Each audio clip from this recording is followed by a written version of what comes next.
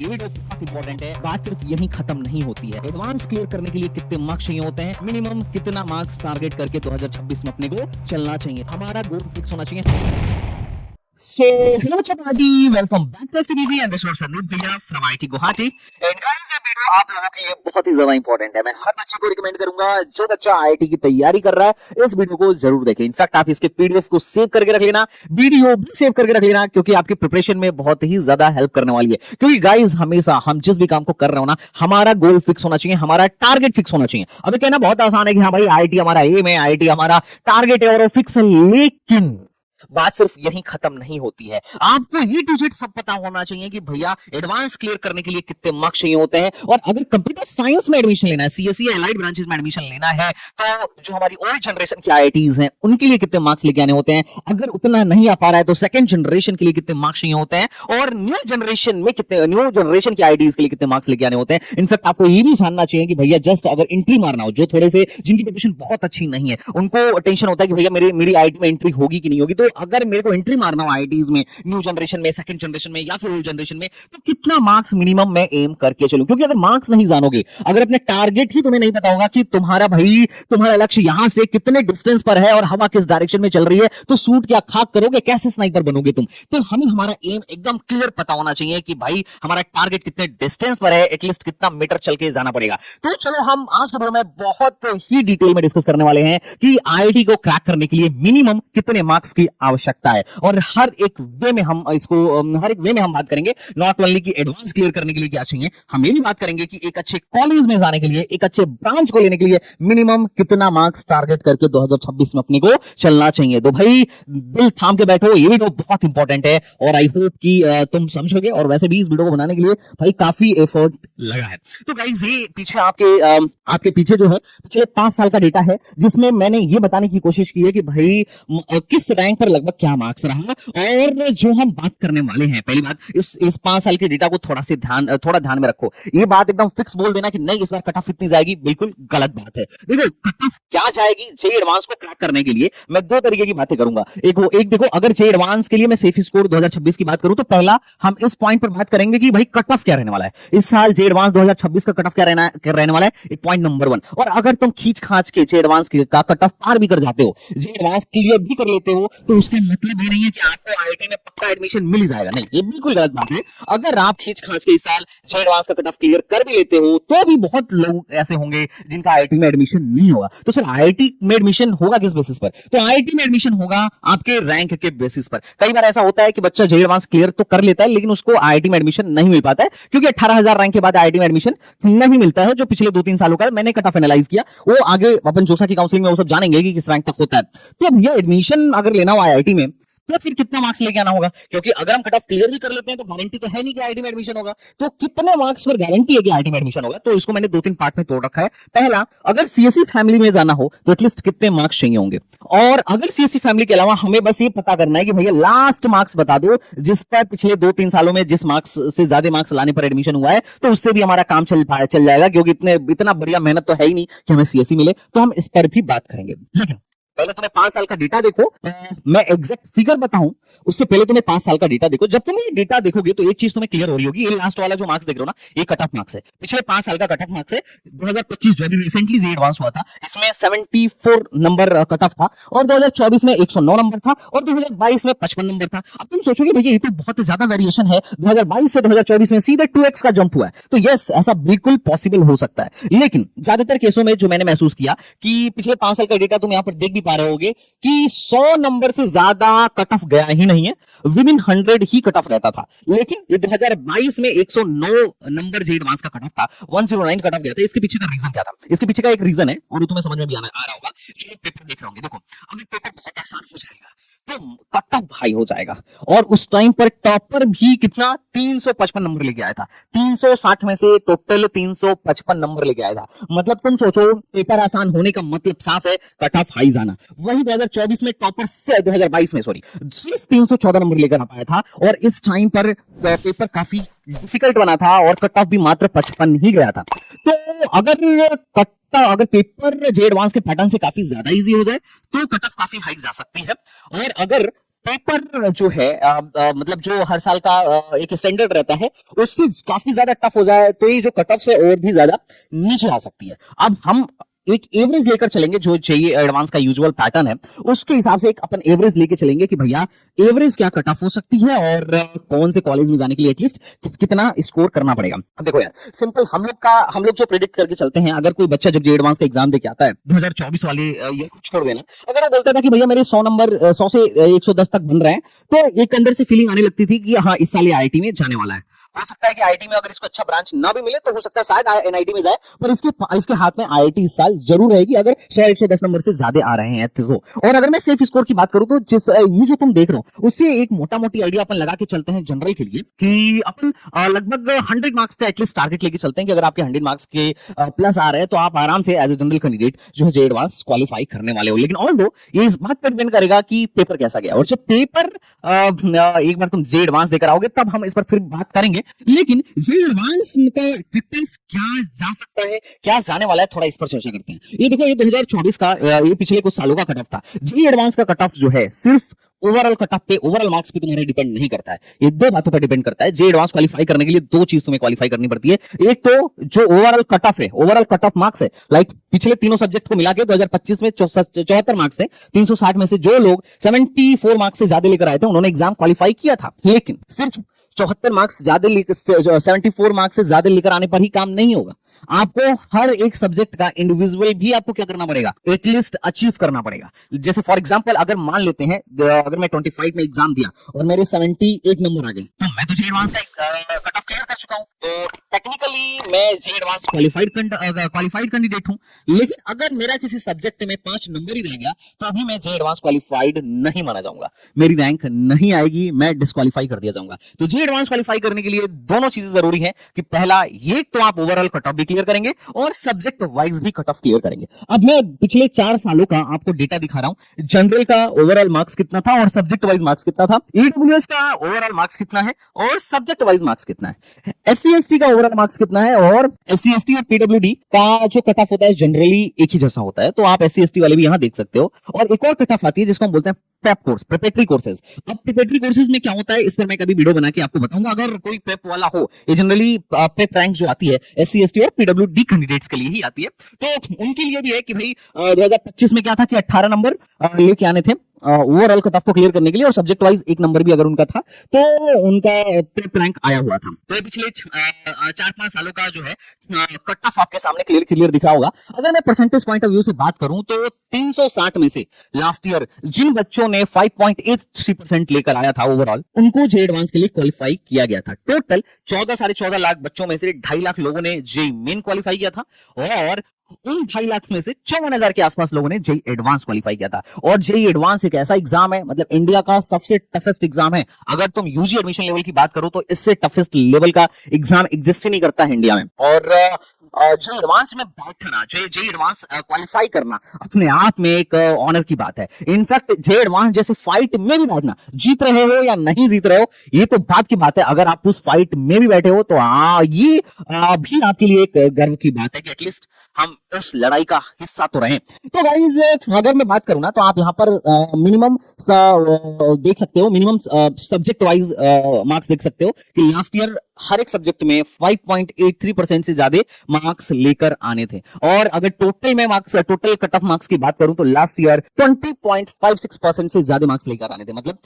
360 में से जिन जिन बच्चों ने 74 नंबर से ज्यादा लेकर आया था और हर एक सब्जेक्ट में 7 नंबर से ज्यादा लेकर आया था, वो लोग जेईई एडवांस क्वालिफाई किए थे, बाकी लोग जेईई एडवांस क्वालिफाई नहीं कर पाए थे। अब तुम सोचो कभी कभी ऐसा हाल रहा कि 360 में 74 नंबर पर बच्चे एग्जाम क्वालिफाई कर ले रहे हैं, और एक साल तो ऐसा भी है 2022 जिसमें मात्र 360 में से 54 नंबर पर बच्चा जो है एग्जाम क्वालिफाई कर रहा है। तो तुम इस एग्जाम के लेवल का आंकड़ा लगा सकते हो कि 360 में से जो 55 नंबर 56 नंबर बच्चा लेके आ रहा था उसको भी जेईई एडवांस क्वालिफाइड का दर्जा दिया गया, वो बच्चा भी जेईई एडवांस क्वालिफाई किया। तो ये एक लेवल है इस एग्जाम का। ओके बच्चा पार्टी, तो आई होप आपको समझ में आ गया होगा जो मैं बात कर रहा था कि भैया जेईई एडवांस, अगर जेईई एडवांस के लिए अगर सेफ स्कोर की बात किया जाए तो पहला तो कितने मार्क्स टारगेट करके चला जाए कि हम जेईई एडवांस के कट ऑफ को क्लियर कर सकें। तो ऑब्वियस बात है हर साल वेरी करता है, लेकिन तुम एटलीस्ट क्या करो इस साल इतना एज्यूम करके चलो कि भैया हमारे अगर 100 नंबर प्लस आ रहे हैं तो मैं बहुत हाई चांस है कि जे एडवांस के लिए इस साल क्वालिफाई करने वाला हो। और सिर्फ 100 नंबर से ही काम नहीं बनेगा,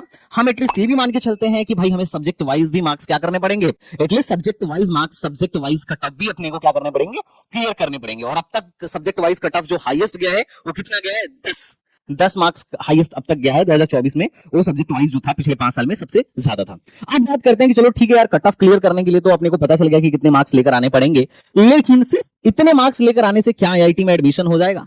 तो आंसर है नहीं। इस साल लास्ट ईयर 54,000 के आसपास लोगों को जे एडवांस के लिए क्वालिफाई किया गया था और एडमिशन हुआ था जनरल कैटेगरी में 18,000 रैंक तक। अब तुम सोचो कितने कम रैंक तक एडमिशन हुआ था। हालांकि नंबर ऑफ कैंडिडेट्स ऑब्वियसली 18,000 से ज्यादा होंगे, है ना। टोटल सीट कितनी है सोचो, 54,000 लोगों को, 54,000 लोगों को जे एडवांस के लिए क्लियर किया गया और टोटल 17 से 18,000 आईआईटी में सीट है। तो इसका मतलब बाकी लोगों का एडमिशन हुआ ही नहीं। अरे सोचो ना, 54,000 में से 18,000 सीट, 54,000 लोगों को जे एडवांस क्वालिफाई कर दिया गया। जे एडवांस 54,000 लोगों ने जे एडवांस क्वालिफाई कर लिया, लेकिन आईआईटी में टोटल सीट ही 18,000 है। इसका मतलब क्या है कि मोटा मोटी 36,000 लोगों को तो सीट ही नहीं मिली।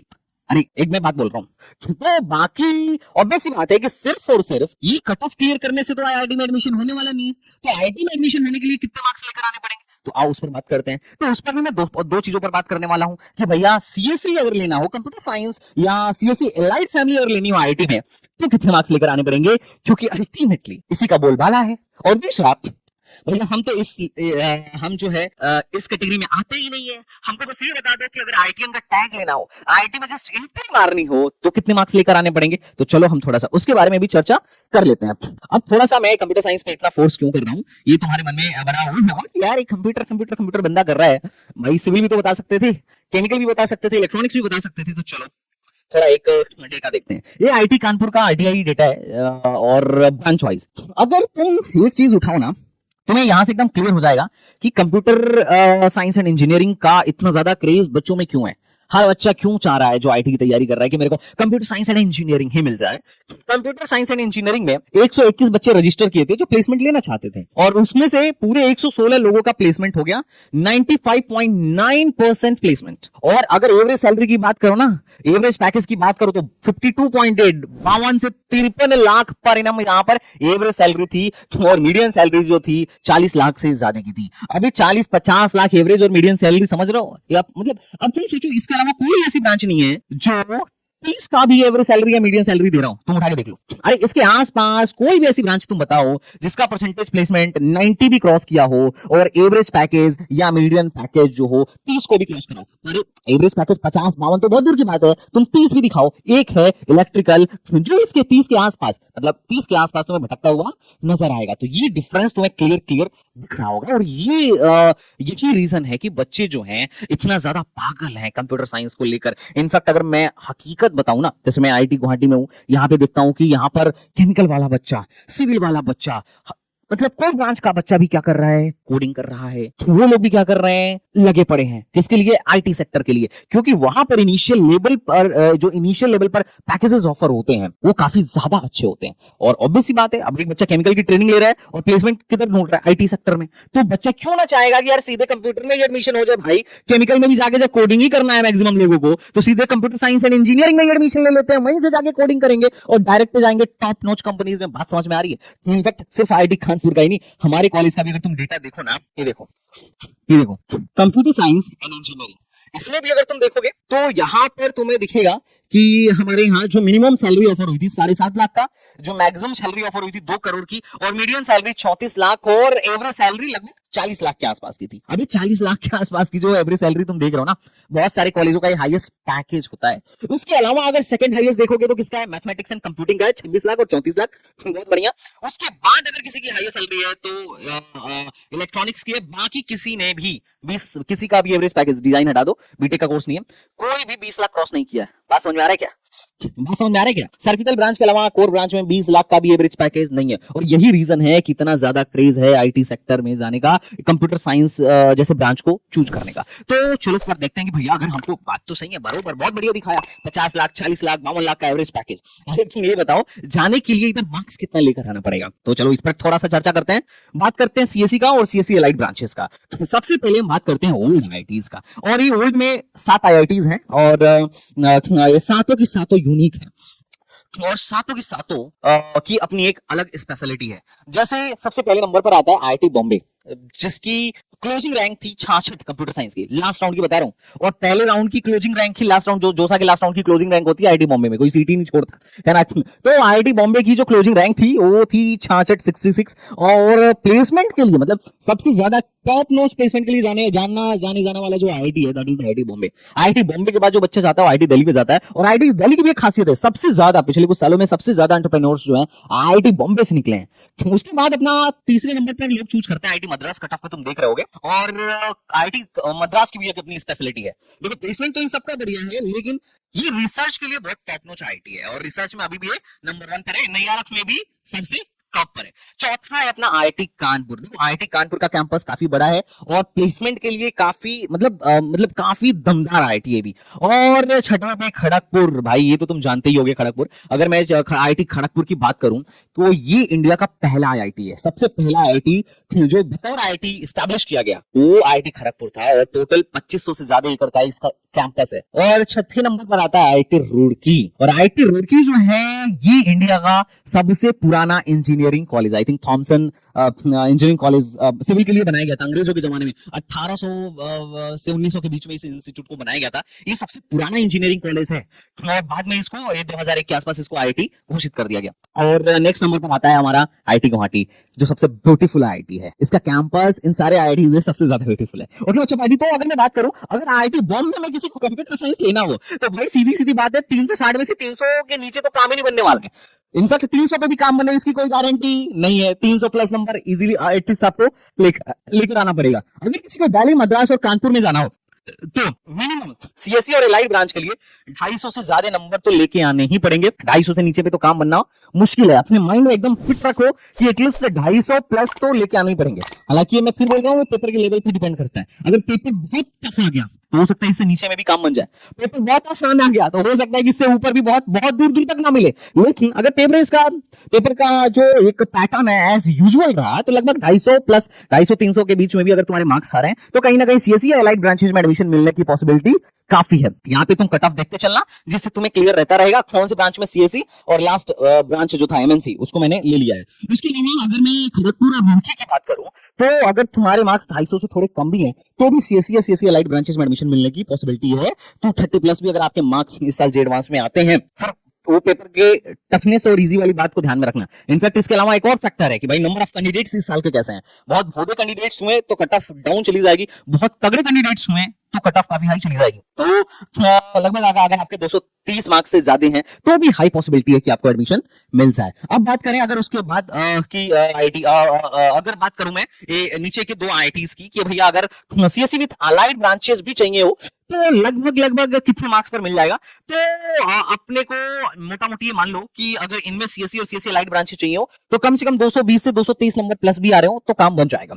उसके बाद आती है दो आईआईटीज, एक तो आईआईटी गुवाहाटी ओल्ड आईआईटी में है, लेकिन एक आईआईटी है आईआईटी हैदराबाद।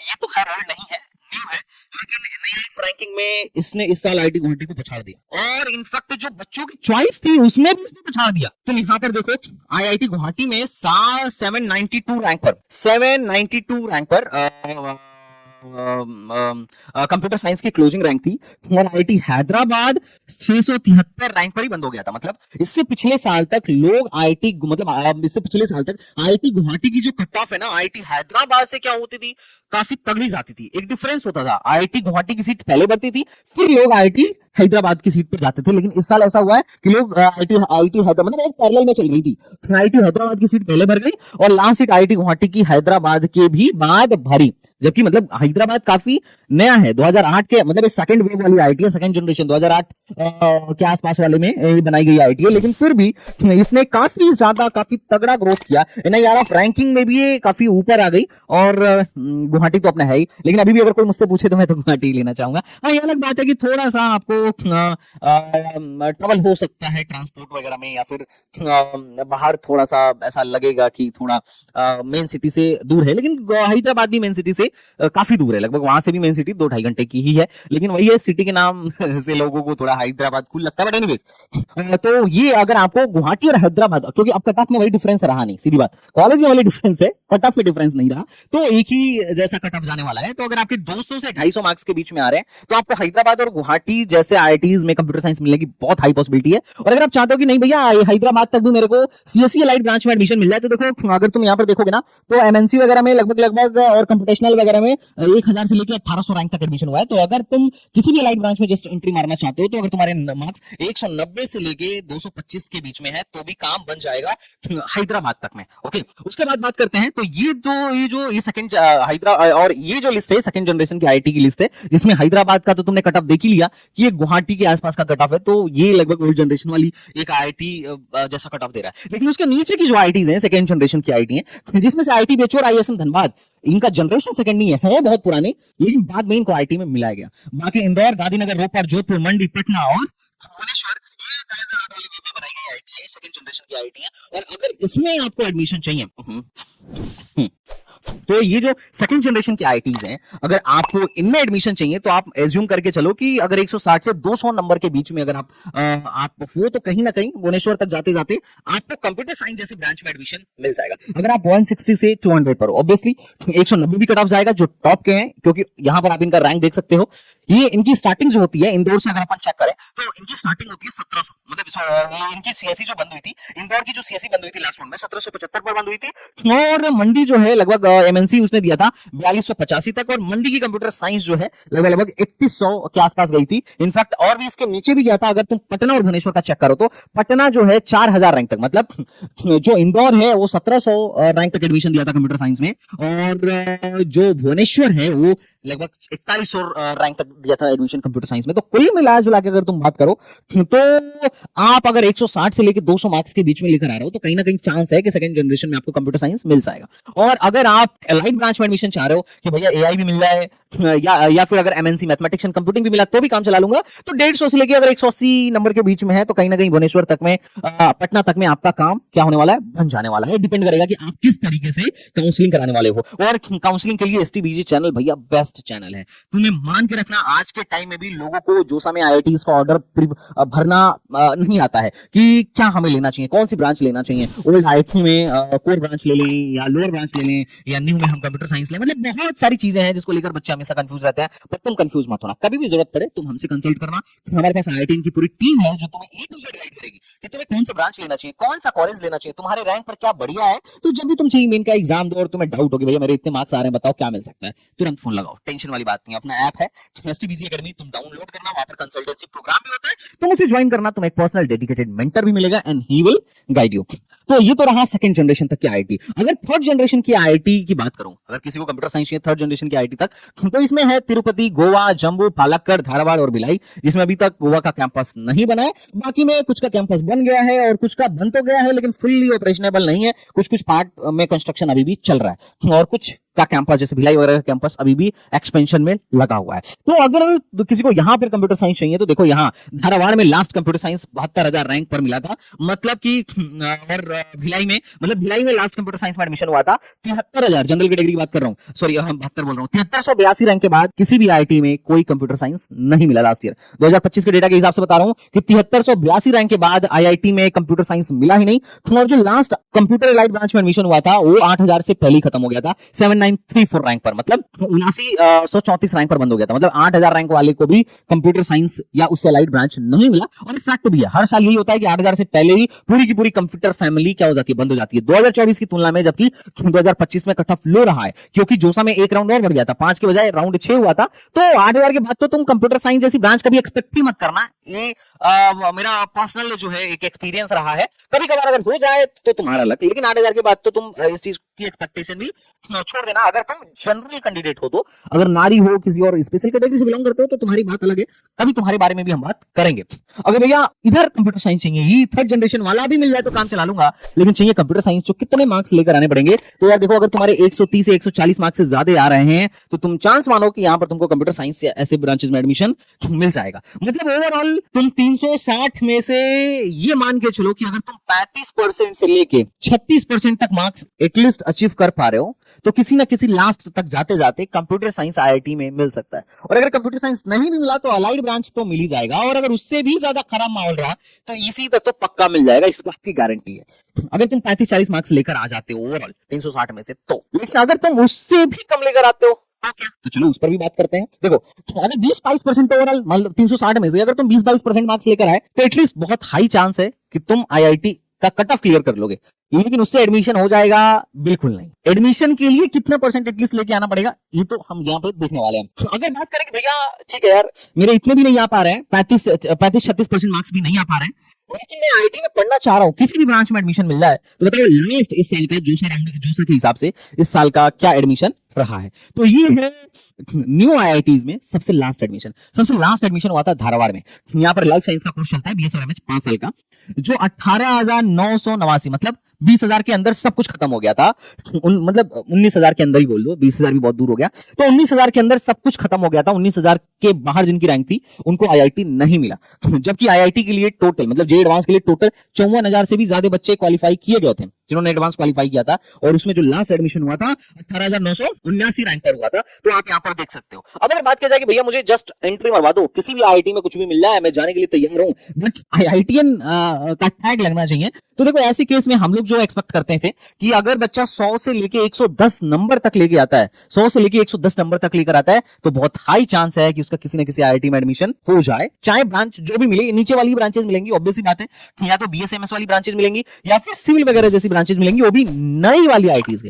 ओल्ड जो पुरानी आईआईटीज है अगर तुम्हें उसमें टेक्सटाइल भी लेना हो ना आईआईटी दिल्ली में, तो भी बहुत फाइट मारनी पड़ेगी। तो ये जो नई वाली आईआईटीज है अगर तुम इनमें भी खुश हो, जस्ट एंट्री चाहते हो, तो एटलीस्ट 100 से लेके 110 नंबर तो एक्सपेक्ट करके चलना। भाई अगर इससे कम आ गया तो बहुत कम चांस है कि तुम्हारा एडमिशन हो। सोचो अगर 54,000 लोग क्वालिफाई किए गए थे जे एडवांस के लिए, तो उसमें सीट तो 17-18,000 की है कि नहीं। अब 18,000 के आसपास ही सीट पर तो एडमिशन होगा भाई, उससे ज्यादा पर तो नहीं हो जाएगा ना। तो एकदम बड़ा सिंपल है। तो एटलीस्ट अगर तुम टारगेट करके चल रहे हो एडमिशन के लिए, क्वालिफाई करने के लिए अलग बात है कि भाई जे एडवांस का कट ऑफ निकाल दिया वो अलग बात है, लेकिन अगर तुम चाहते हो कि कुछ मिले तो कम से कम 100 से 110 नंबर, और अगर तुम चाहते हो कि भैया कुछ ढंग का मिले तो कम से कम 35 से 40%। अगर तुम 25 से 30% भी लेके आए ना जे एडवांस में, अगर तुम जेई एडवांस में तुम 25 से 30% भी लेकर आए ना, तो कुछ ना कुछ तो तुम्हें मिलेगा पक्का। 25 से 30% के बीच अगर तुम हो तो कुछ ना कुछ तुम्हें मिलेगा, इस बात का चांसेस बड़ा हाई है।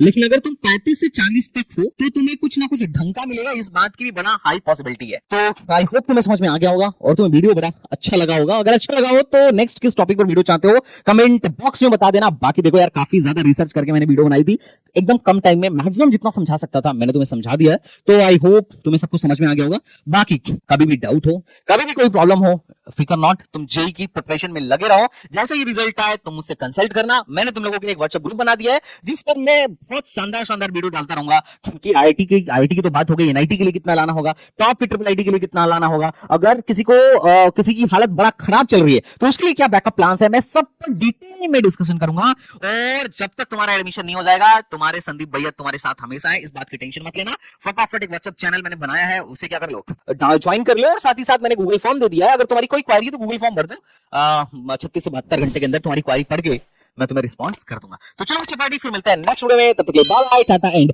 जय Hind. Thank you so much, thanks a lot.